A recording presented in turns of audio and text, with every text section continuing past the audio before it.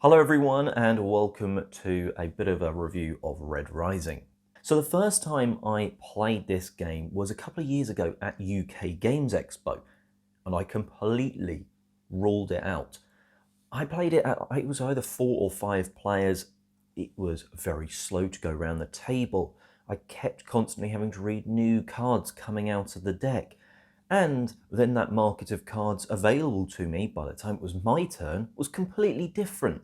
I really didn't enjoy that. But recently I got the game back to the table and playing it at a lower player count, especially at 2 players, I've been really enjoying Red Rising. And it's made me wonder what other games maybe I missed because I've ruled them out after 1 or 2 plays. But the way this one works is really simple. On your turn, there's 2 options, but you're normally going to be doing the lead action, which is play a card from your hand somewhere and then take a card from somewhere else. Playing cards triggers an action, a deploy action, and taking a card from a location. The locations trigger specific things.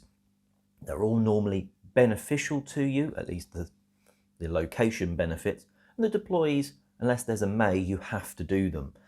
And sometimes you don't want to do it, so you keep that card in your hand and stuff like that. It's a really interesting game where at 2 players you go through a small fraction of the, I think it's 112 card deck. Now, what that means is that you could play easily 2, 3 full games of Red Rising and not see a same card at 2 players. And the games work out very differently. Obviously you shuffle the deck, but the way the cards come out can really change how the game feels. For example, in one game we had a lot of the grey cards come out. So there's different colours, they're almost like factions or houses in this Red Rising universe. Now, what the grey cards do is they banish cards. Banish is basically almost like purging a card, discarding a card out of the game, but it goes into like a side pile. This banished pile might then be interacted with by other cards, might just be added to when more and more is banished.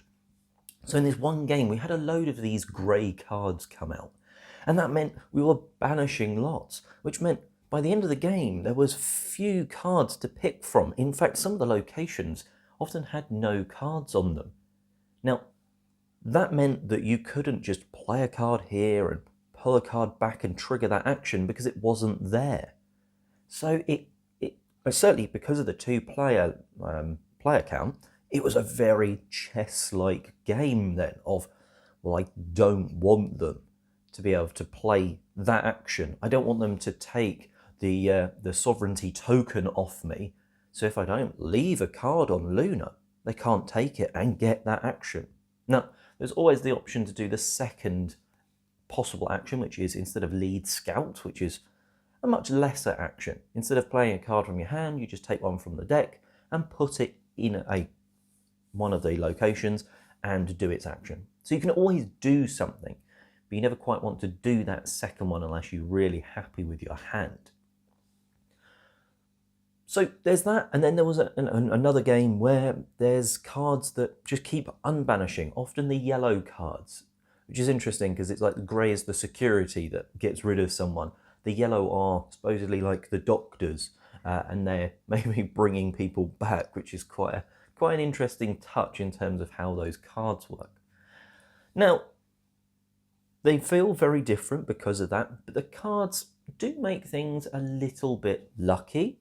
But there's also that push your luck. Like there's some cards that give you a card from the top of the deck, and that could be good for you. It could also be bad because there's a number of cards that don't want to be with something.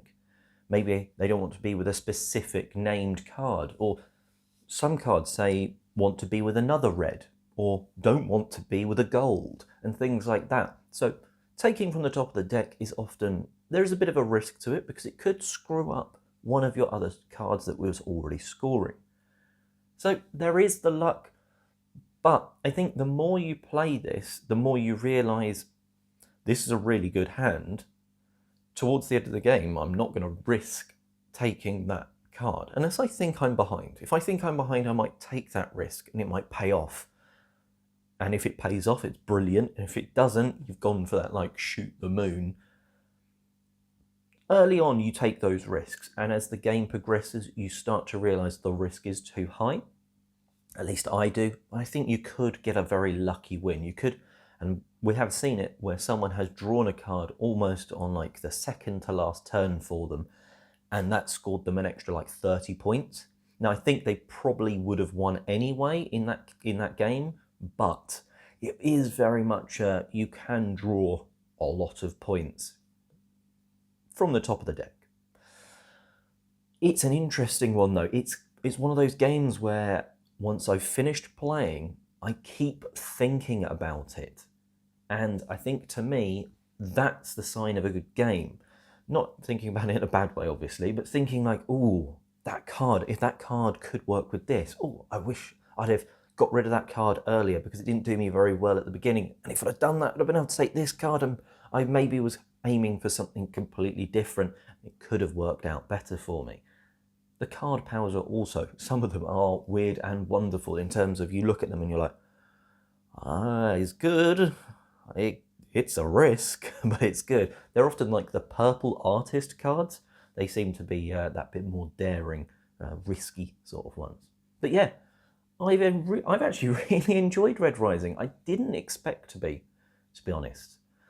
After the first play of it, it wasn't good. I would not have recommended it. Now, if you don't mind a little bit of luck, it's a solid game. And you know what? This collector's edition is very fancy. So the difference between the collector's edition and the standard one, as far as I can tell, is there's a slightly nicer insert. The lovely helium tokens are the same. The cubes for the players, first of all, their fleet token and their influence cubes, those are nicer in this, I think. They're like actually quite heavy, like metal cubes, whereas I think they're just standard sort of like plastic cubes in the base game. I think maybe some of the tokens have been upgraded, but otherwise, there's card holders as well, which are just too small. We often use 2 per player, but it is a nice version of the game. Very happy to have this in the collection. I think it'll actually be sticking around for a while, whereas before I was thinking probably going to leave pretty quickly. But that is Red Rising. Check out other news, reviews and such on the channel. There's Rolling Realms that I reviewed recently, another Stonemare's title that actually has a card called The Society in it, which is based on Red Rising. So go and check that out and other stuff. And until next time, have a great day.